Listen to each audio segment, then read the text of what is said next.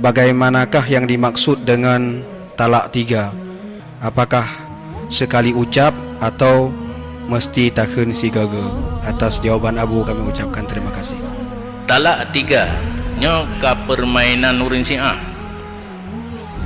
yang biasa idanyo bilangan 3, 1 kali ucap 3 kali ucap sama le sa 2 le sama dengan le si kitanya kai pengun di Syiah pun dinakal oleh urang-urang diumnya sampai teruba kitanya jino 3 kun nyan kan le yang le lun dalia kata sabo lun dalia kata sabo lun dalia kata sabo nyan le lun dalia kata le boh dalia kan nyai pengun di mumat bah hadis ji karena hadis ngan ayat lagi karet dah dengar baca ci tegalam dah dengar ci lau mi tergantung tukang jiannya demikian.